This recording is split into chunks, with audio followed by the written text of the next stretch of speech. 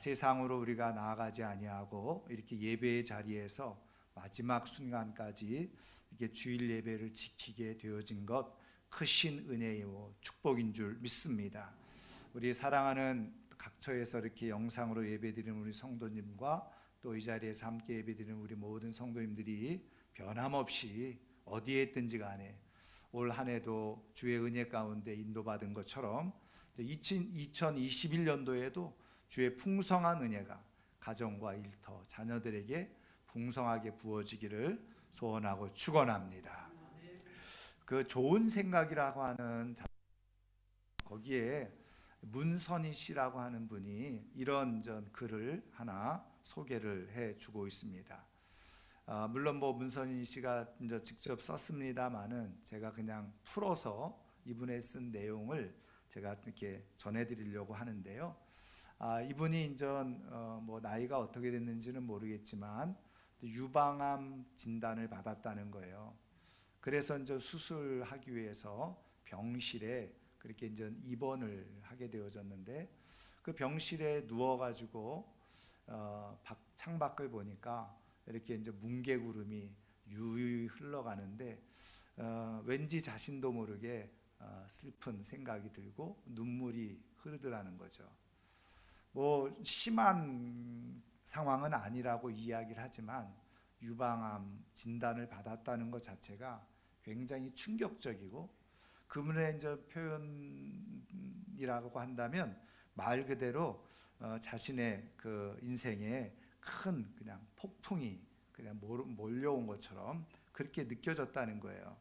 그런데 슬픈 거는 뭐냐면 자신은 이렇게 이제 인생의 어떤 커다란 폭풍을 만난 것처럼 그런 생각이 드는데 자기 주변의 삶을 보니까 상황을 보니까 아무런 문제가 없이 다들 그리고 행복해 보이는 그런 모습으로 살아가는 그런 모습을 보면서 자기가 굉장히 마음이 우울해지고 슬퍼지더라는 거죠. 그러니까 자기는 그렇지 않은데 주변의 사람들이 다 그런 모습을 가지고 있는 것처럼 느껴지니까 그러니까 자기 혼자만 한마디로 말하면 소외되고 외로워지고 버려진 것 같은 그런 느낌이 들었던 거죠. 그래서 이제 슬픈 마음을 가지고 이렇게 침상에 누워 있는데 자기 침상 옆에 역시 자기와 동일하게 유방암 진단을 받은 아줌마였대요. 이 경상도 사투리를 쓰는 아줌마 전화 통화를 하더라는 거죠. 물론 나중에 알았지만 이 아줌마는 자기보다 조금 더 심한 유방암 3기 진단을 받고 수술을 대기하고 있었던 그런 아줌마였다는 거예요. 근데 친구하고 전화 통화를 하는지 아주 심하게 경상도 사투리를 쓰면서 통화를 하는데 그 내용이 뭐냐면 야, 내가 이제 이렇게 쉬게 됐다. 그동안 고생하면서 살았는데 나보고 좀 쉬라고 이렇게 암을 주셨나 보다. 그러면서 이제 나도 몸을 좀 쉬면서 몸을 사랑하는 그런 삶을 살아야 되겠다. 그리고 이제 없어진 한쪽 가슴도 허벅지 살을 떼가지고 예쁘게 만들어 준다고 하니까 아무 문제가 없지. 그러면서 약간 허세가 담겨져 있는 것처럼 말하는 거지만 그 말을 전화 통화를 하는데 자기가 생각했던 거하고 다른 그런 마음이 자기 안에 들어왔다는 거예요. 그러면서 자기의 생각이 그 순간에 바뀌어졌다는 거예요. 자기 인생에 큰 폭풍과 그리고 재난을 당하는 것처럼 자기는 생각을 했는데 오히려 지금 이 상황이 오히려 자기의 인생에 또 다른 기회요 선물이 아닐까 이런 생각이 들기 시작하더라는 거예요. 그래서 그 암을 그냥 자기가 받아들이기로 했다는 겁니다.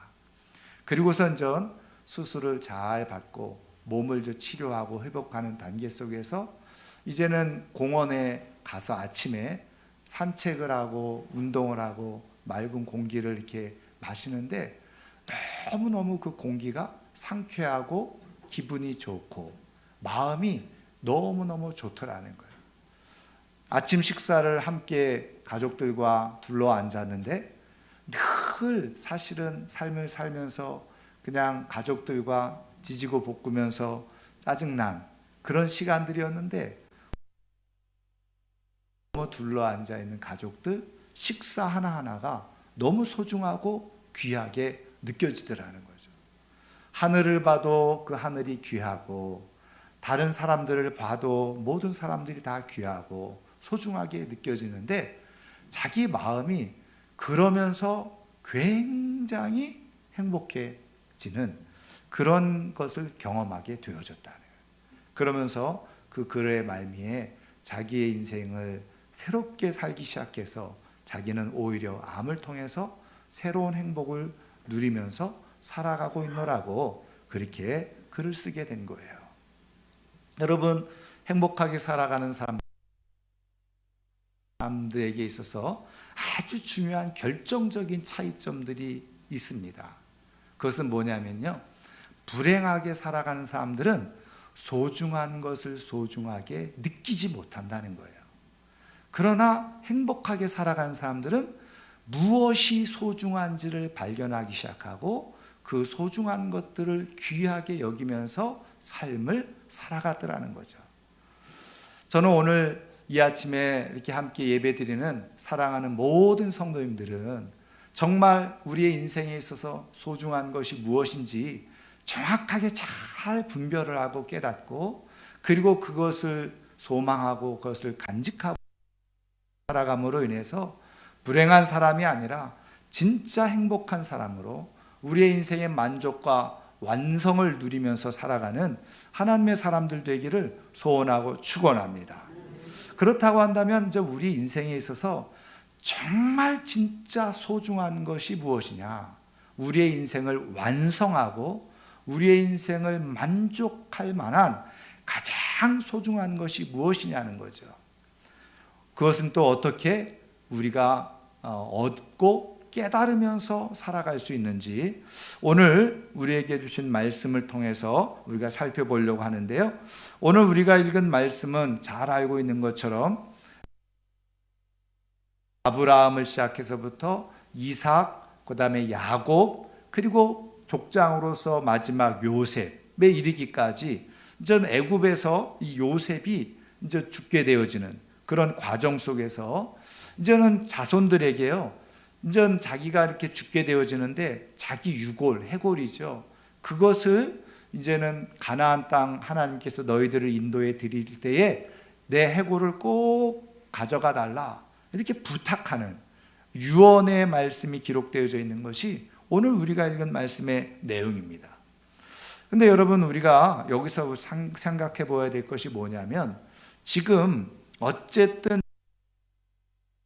자기가 죽음 임종을 하면서 자녀들에게, 후손들에게, 혹은 다른 지파의 형제 후손들에게 전해줄 말들이 얼마나 소중한 말들, 귀한 말들이 많이 있겠습니까? 그런데 마지막 유언으로 하는 말이 뭐냐면, 하나님께서 너희들을 이제 가나안 땅으로 다시 인도하여 드리실 텐데 그때 꼭 기억하고 내 해골을 꼭 가지고 올라가겠다라고 약속해 달라. 그러면서 다시 당부하고 있는 거예요. 여러분, 도대체 자신의 해골이 뭘 그렇게 중요하다고? 끝 아니에요? 그냥 그 해골이 뭘 그렇게 중요하다고 신신당부하면서 후손들에게 그것을 꼭 가져가 달라고 부탁을 하냐 말이에요. 그게 유언으로서의 가치가 정말 있을 만한 일이냐 하는 것이죠.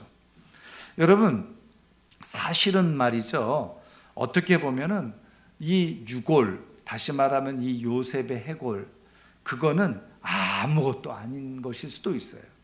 근데 요셉은 그렇게 왜 자기의 해골을 그 가나안 땅에 가져가 달라고 그렇게 부탁을 하고 그리고 유언으로 남기느냐는 거죠.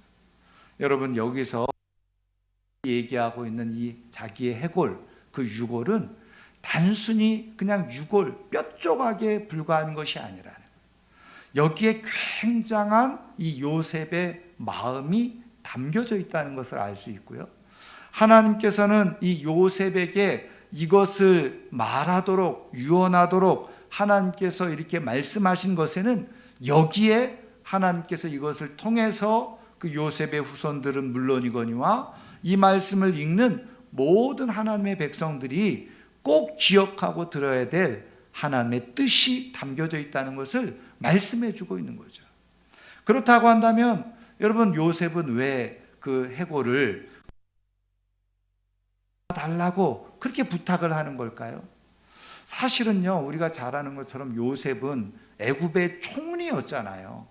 그리고 왕도 인정할 만한 그러한 실력자였어요. 그러면 요셉이 죽게 되어졌을 때 아마 애굽에서는 화려하게 아마 장례를 치렀을 것이고, 뭐 무덤도 멋지게 만들어 주었을지도 모르고 기념비도 세워졌을지도 모릅니다. 그러니까 이제 유골은 사실은 저 의미가 없어질 수도 있는 거예요.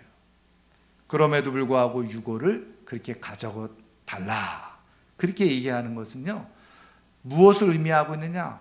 요셉은 그 인생에 있어서 중요한 것이 무엇인지를 알고 있었기 때문에 그렇다는 거예요. 다시 말하면 하나님께서는 이 요셉의 이 유언, 이 유골, 해골을 가지고 가나안 땅에 꼭 가져가 달라라고 하는 이 메시지 속에서 하나님께서 우리에게 말씀해 주시는 진짜 우리의 인생에 있어서 가장 중요하게 여겨야 될 것, 소중하게 여겨야 될 것이 무엇인지를 우리에게 말씀해 주고 계시다. 그렇다고 한다면 우리의 인생에 있어서 정말 소중한 건 뭐냐? 여러분, 요셉의 인생을 우리가 성경을 통해서 보면 알 수 있듯이 요셉만큼 완전히 삶을 살아간 사람은 없어요. 여러분, 형제들의 그런 모함 속에서 그 노예로 팔려갔죠. 애굽에 거기서 또 종살이도 해보죠. 그리고 또 억울하게 누명을 쓰고 죄수의 신분으로 감옥에 갇히기도 했잖아요. 근데 우리가 잘 아는 것처럼 엄청난 반전이 일어나죠. 그래서 총리가 되어집니다. 한마디로 말하면 인생에서 완전히 대박이 일어난 사건이에요. 근데 총리로 그의 인생이 끝난 것이 아닙니다. 그를 힘들게 하고 그리고 억울하게 했던 형제들이 찾아오게 되어지고 그 발 앞에 무릎을 꿇는 일이 일어나게 되어지잖아요. 그리고 어쨌든 그 일을 다시 화해를 하게 되어지고, 그렇게 그리워하고 그리고 소망하던 아버지도 다시 만나게 될 뿐만 아니라 심지어는 이 요셉 때문에 그 기근과 가뭄으로 인해서 죽을 뻔했던 그 모든 가족들이 애굽에 와서 다 살게 되어지고 구원을 얻게 되어질 뿐만 아니라 나름대로 그곳에서 풍성한 삶을 누리게 되어지는 그런 반전의 역사들이 일어났던 거죠. 그러니까 한마디로 말하면 요셉의 인생은요, 해피엔딩으로 완전히 아름다운 인생으로 끝나는 거예요. 여러분, 이것만큼 완전한 인생이 어디 있습니까? 오늘 우리가 읽은 말씀에서도 보면 110세까지 살았다고 그랬죠. 23절의 말씀에 보면은 에브라함의 자손, 그러니까는 이 요셉의 작은 아들이었던 에브라임이 3대까지 보았다는 거예요. 그 얘기는 뭐냐면 4대 손까지 이 요셉이 다 보았다는 겁니다. 그리고 모든 것이 다 완벽하게 다 마련되어진 그의 인생을 이렇게 멋지게 살았던 사람은 아마 없었을 거예요. 여러분, 이런 요셉의 인생을 우리는 뭐라고 얘기합니까? 성공적인 인생이었다, 완전한 인생이었다, 완벽한 삶이었다, 이렇게 보아도, 그러면 요셉은 어떻게 유언을 하고 죽어야 되느냐? 하나님의 은혜와 축복이 내게 넘쳐서 내 인생은 완벽한 삶이었어, 정말 나는 좋은 삶을 살았다, 그렇게 유언하고 끝나면 되지 않아요? 근데 왜 유골을 그렇게 꼭 가져다 달라고 하냐는 거죠. 말씀드린 것처럼 여기에는요, 요셉의 믿음이 담겨져 있고 요셉의 진짜 소망이 담겨져 있는 거예요.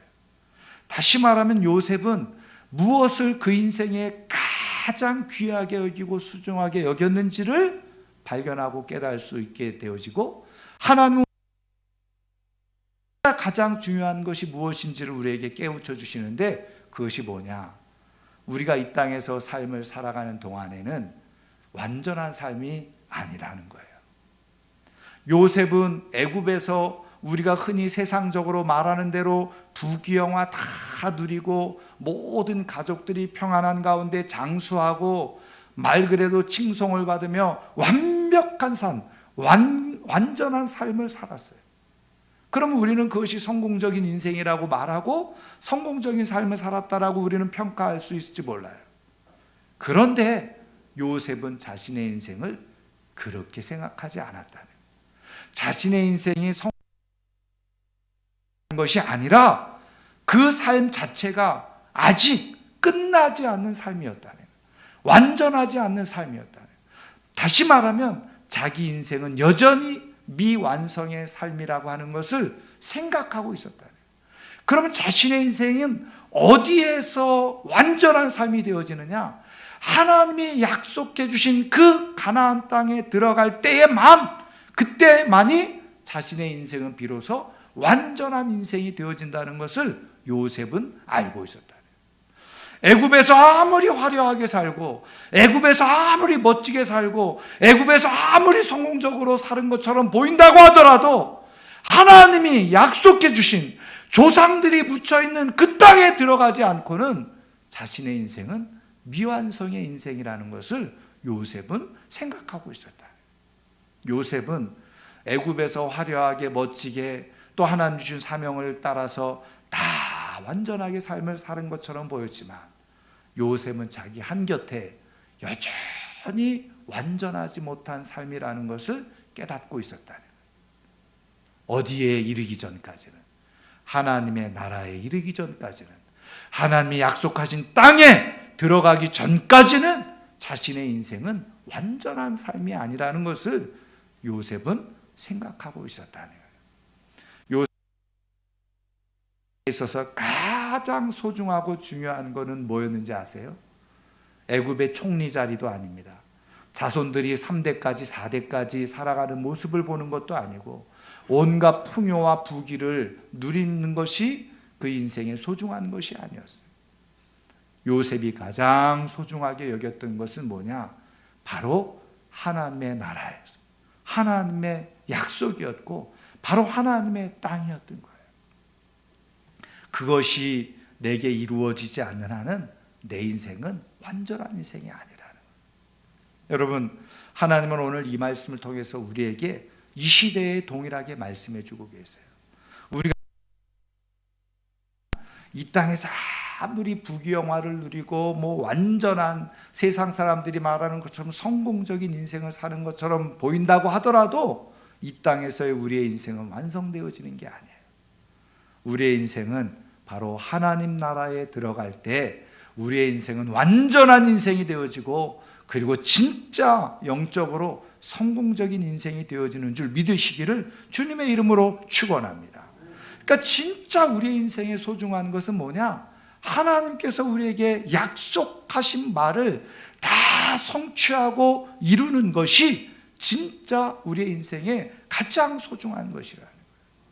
어리석고 미련한 사람들은 세상에서 잘 사는 것을 성공이라고 생각하고 세상에서 잘 되는 것을 무엇인가 성취했다라고 생각하지만, 하나님을 아는 믿음의 사람들은 그렇게 이 세상에서 아무리 많은 것을 성취하고 누려도 하나님 나라에 들어가지 못하면 내 인생은 미완성의 인생이라는 것을 생각하면서 살아요. 내 인생이 완전한 성공은 바로 하나님 나라에 들어갈 때 내 인생은 성공한 것이고 완전한 인생이 되어진 것이라고 깨닫게 되어지고 고백하게 되어져요.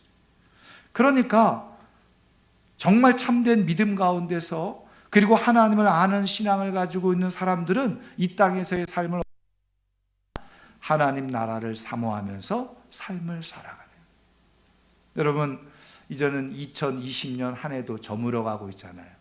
한 해가 저물어 가면서 우리는 이 땅에서 내가 나름대로 계획하고 의도하고 시도했던 것들이 이루어지지 않음으로 해서 우리는 낙심도 하기도 하고 또 어떤 작은 것들이 이루어진 것으로 인해서 뭔가 성취감을 느끼기도 하지만, 그러나 이 땅에서의 삶이 전부가 아니라는 거예요. 여러분, 우리의 인생은 여전히 하나님 나라에 들어갈 때까지 완성되어진 것이 아님을 우리가 깨닫고, 하나님 나라를 바라보면서 여전히 변함없는 믿음으로 한 발자국 한 발자국 또 하루하루를 정말 살아갈 수 있는 믿음의 사람들 되기를 주님의 이름으로 다 이루지 못했다고 낙심할 것도 아니고, 다 이루지 못했다고 실망할 것도 아니고, 모든 것이 안 되었다고 주저앉아 있을 것도 아니에요. 왜요? 우리의 인생은 하나님 나라에서 완성되어지기 때문에 그렇습니다. 그래서 믿음의 사람들은 하나님 나라에 들어가기까지 내 인생은 여전히 미완성이에요. 그래서 하나님 나라를 소망하면서 살아요. 지금 요셉을 통해서 이 해골을 가나안 땅에 꼭 가져가 달라고 부탁하는 그 메시지, 하나님께서 이 말씀을 통해서 우리에게 주시고자 하는 메시지는 다른 데 있지 않아요. 우리의 인생의 가치와 소망을 어디에 두고 살아야 되는지를 우리에게 말씀해 주십니다. 저는 다 이 땅에서 물론 수고하고 열심히 살고 하나님 주신 사명을 따라 살지만, 그러나 우리의 인생의 영원한 완성은 하나님 나라에 있다는 사실을 알고, 이 땅에서 좀 부족하고 잘 안 된 것 때문에 실망하고 낙심하고 주저앉아 있는 것이 아니라, 그래 우리는 여전히 미완성 진행 중에 있는 인생이지, 하나님 나라에 들어갈 때까지 우리는 진행 중의 인생이야.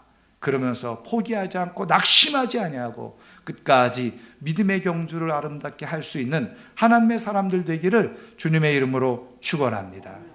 올해가 지난다고 해서 끝난 것이 아니에요. 하나님께서 우리에게 기회를 주심을 믿으시기를 주님의 이름으로 축원합니다. 그 다음에 또 하나 중요한 의미는 뭐냐면, 보세요. 이 요셉이 말이죠, 이 유고를 지금 후손들에게 부탁을 하잖아요. 근데 여러분, 이 후손들이 이 유고를 가지고 진짜 하나님께서 인도하여 드리실 때 가져갈지 안 가져갈지는 요셉이 알아요, 몰라요? 당연히 모르죠. 진짜 후손들이 말이죠, 그냥 하나도 기억 못하고 그냥 가나안 땅에 자기네들끼리 얼마든지 갈 수 있는 거 아니에요. 그러니까 여러분, 요셉이 지금 이 해골을 다시 한번 신신당부하면서 맡긴 것은 후손들을 믿어서가 아니라는 거예요. 그럼 이 말씀은 뭐냐? 거꾸로 말이죠, 후손들이 꼭 기억해야 될 것은 요셉의 유골, 해골이 아니라는 거예요. 그럼 뭘 기억하도록 지금 당부하고 있는 것이냐? 여러분, 24절 말씀해 보면 요셉이 그의 형제들에게 이르되, 그러면서 말씀해 주고 있죠. 나는 죽을 것이나, 그러면서 하나님이 당신들을 돌보시고 당신들을 이 땅에서 인도하여 내사 아브라함과 이삭과 야곱에게 맹세하신 땅에 이르게 하시리라 하고. 이 얘기는 뭐예요? 지금 하나님께서 우리 후손들을 하나님의 시간과 하나님의 계획 속에서 반드시 다시 가나안 땅으로 인도하여 드릴 것이다. 바로 그때가 되어지면, 하나님께서 돌보실 때가 되어지면 내 유고를 가지고 올라가라는 거죠. 여러분, 여기에 방점이 자기의 유고를 부탁하는 것처럼 보이지만 후손들에게 사실은 무엇을 지금 말씀해 주고 있는 거예요? 하나님의 때가 되면 반드시 하나님이 돌보실 때가 있고, 하나님이 반드시 인도하실 때가 있고, 하나님께서 약속하신 그 땅에 너희들을 반드시 인도하실 때가 있을 것이다. 그것을 못 박는 메시지.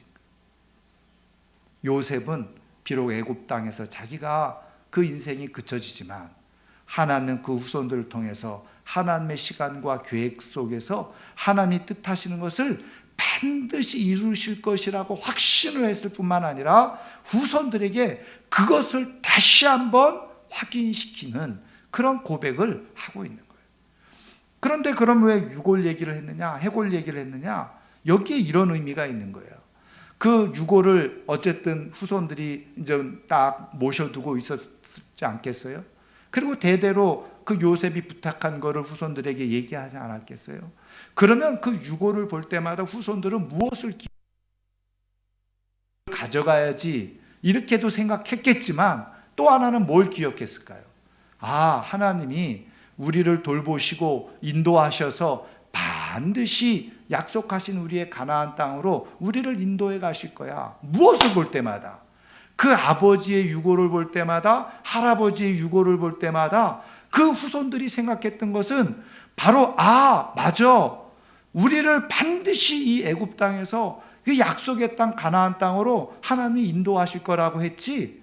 그것을 유고를 보면서 후손들은 계속해서 떠올리고 생각한 거예요. 본질은 해골이 아니라 그것을 통해서 무엇을 잊지, 하나님이 약속하신 것을 이 후손들이 잊지 않도록 하기 위해서 요셉은 자기의 유고를 상징으로 삼아서, 사인으로 삼아서 하나님이 약속한 바를 잊지 말아라, 그것을 후손들에게 다시 한번 부탁하고 당부하고 싶었던 거예요. 요셉의 소망은, 요셉이 진짜 가치 있게 소중하게 여겼던 것은 뭐냐면 자신의 후손들이 하나님을 잊지 않는 것이었어요. 자기만이 아니라 사랑하는 자기의 후손들이 비록 이 애굽 땅에서 살아가고 있지만 이곳에서조차도 하나님을 잊지 않고 살아가고 약속을 잊지 않고 살아가게 하는 것, 그것이 요셉이 가장 소중하게 여기고 가치 있게 여겼던 거예요. 그래서 무엇을? 자기의 유고를 핑계 삼아서 지금 이 자손들에게 그것을 신신당부하고 있는 거죠. 사랑하는 성도 여러분, 오늘도 하나님은요 우리에게 말씀해 주고 계시는데, 오늘 우리의 신앙에 있어서 가장 소중하고 중요한 것은 무엇이냐? 내가 믿고 있는 하나님, 그리고 내가 섬기고 있는 하나님, 내가 나를 구원하신 예수님, 그것이 나만 알고 그냥 나만 누리는 것이 끝나는 것이 아니라 사랑하는 내 후손 계속해서 그 하나님을 기억하고 하나님을 인정하고 하나님을 믿는 믿음 가운데 살아가는 것, 그것이 나에게 있어서 가장 소중한 일이고 가장 가치 있는 일이라고 하는 것을 말씀해 주시고 가르쳐 주고 계시네요. 여러분, 오늘 하나님은 우리에게도 동일하게 말씀해 주고 계세요.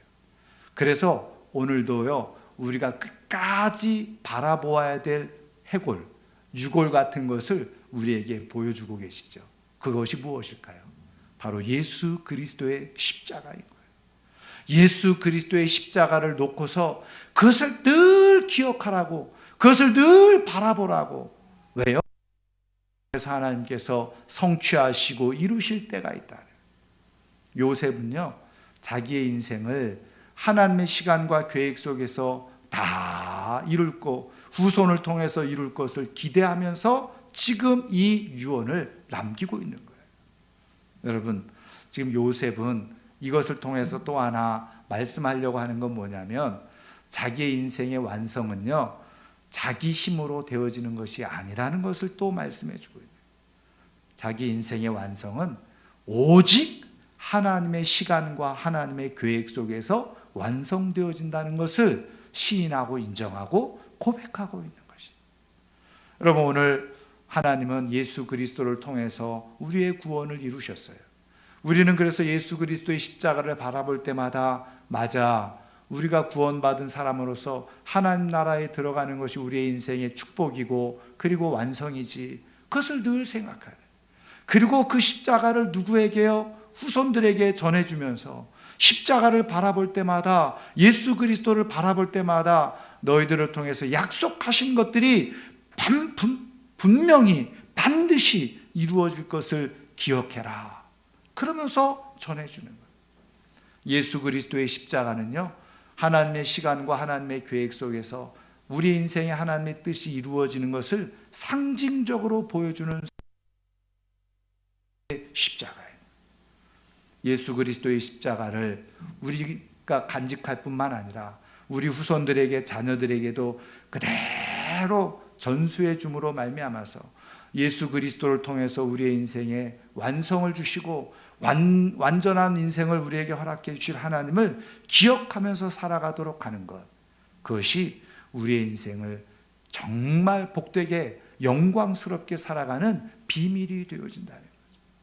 저는 오늘 이 아침에 함께 예배드리는 우리 사랑하는 모든 성도님들이 정말 우리 가운데 그 상징적으로 주신 예수 그리스도의 십자가를 꼭 붙들고 나의 인생도 하나님의 시간 속에서 계획 속에서 완성되어질 것을 기대할 뿐만 아니라 우리의 사랑하는 모든 후손들도 정말 예수 그리스도 십자가를 바라보면서 하나님의 시간과 하나님의 계획 속에서 하나님의 뜻 가운데서 완성되어질 미래를 바라보면서 하나님 나라를 같이 소망하면서 영광 중에 나아가는 그런 복된 역사들이 일어나기를 소원하고 축원합니다.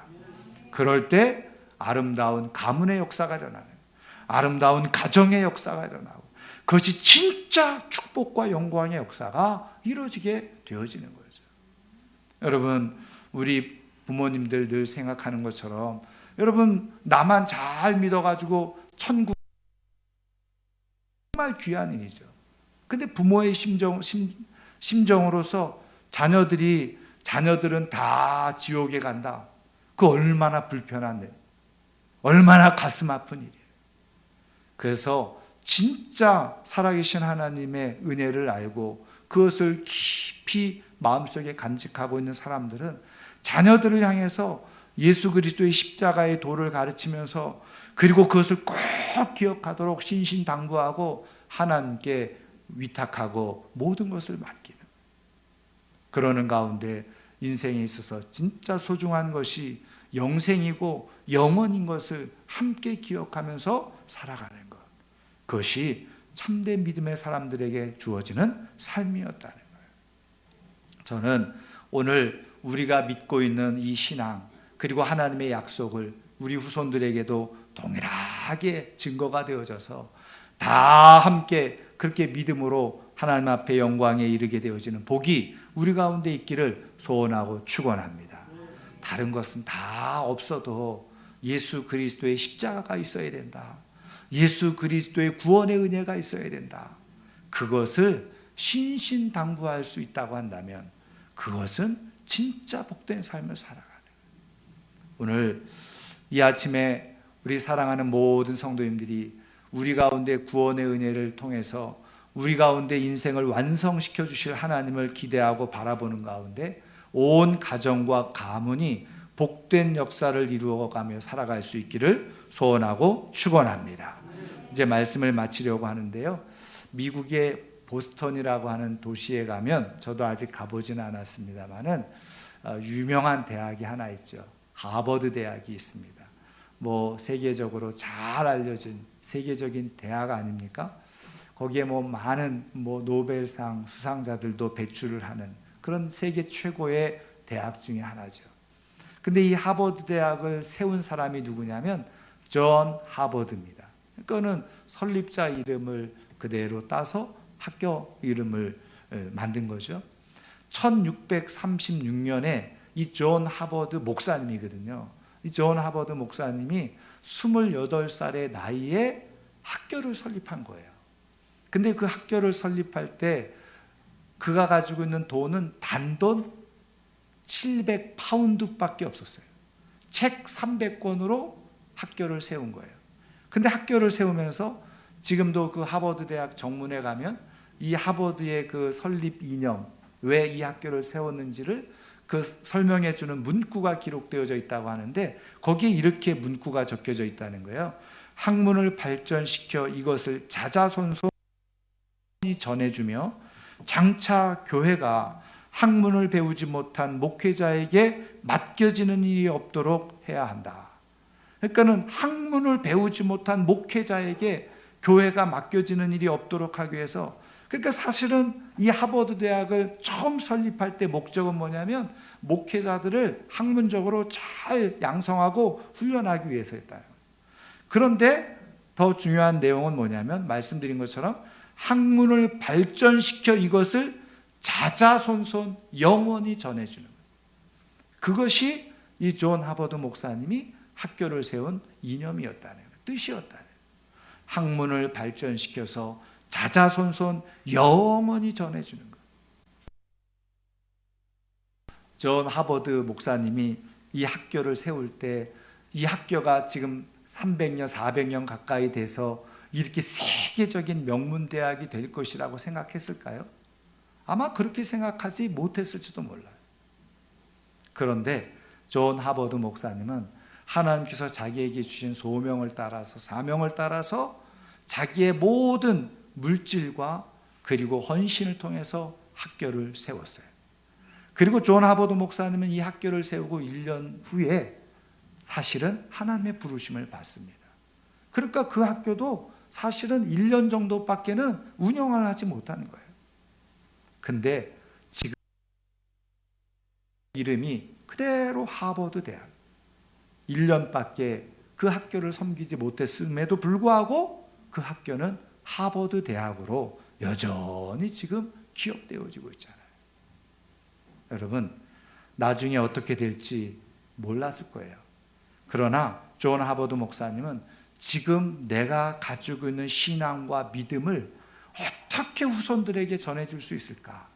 그것을 생각하면서 자기의 모든 것을 거기에다 심은 거죠. 그랬을 때 하버드는 죽었지만 하버드 대학이 그의 정신을 그대로 이어서 그리고 세워져 가는 역사가 일어나게 되어진 거예요. 요셉의 후손들은 여전히 지금 이스라엘 민족으로서 그렇게 세워져 가는 역사가 일어나게 되어졌던 거예요. 하버드는 죽었지만 그의 믿음의 꽃은 지지 않은 거죠. 그리고 여전히 열매가 맺혀지고 있는 것입니다. 요셉은 죽었지만 그 요셉의 믿음의 꽃은 여전히 지지 않고 지금도 꽃 피워지고 있는 것이에요. 왜요? 말씀드린 것처럼 요셉은 자기의 인생을 하나님께 다 위탁한 거예요. 그리고 자신의 인생에 가장 소중한 것은 뭐냐? 바로 하나님 나라에 들어가는 것이었고, 들도 이것을 기억하고 하나님 나라에 들어가기를 그렇게 소망했던 그 소망, 그 믿음, 그것이 결국은 요셉은 죽었고 하버드도 다 죽었지만 그의 믿음의 꽃이 시들지 아니하고 죽지 아니하고 계속해서 꽃피는 역사가 일어나게 되어졌던 거죠. 사랑하는 성도 여러분, 오늘 많은 이 세상에 지지 않는 꽃이 어디 있겠습니까? 다 꽃들은 때가 되어지면 지죠. 우리 인생도 다 질지도 몰라요.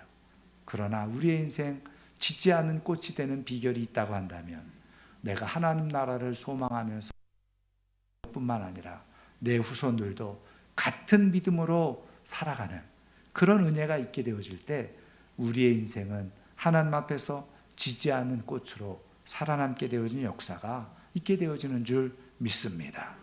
저는 한 해를 보내면서 또 새로운 한 해를 기대하면서 우리의 인생이 하나님 앞에서 믿음으로 지지 않는 꽃이 되어져서 영광에 이르게 되어지는 복된 역사가 있기를 소원하고 축원합니다. 기도하겠습니다.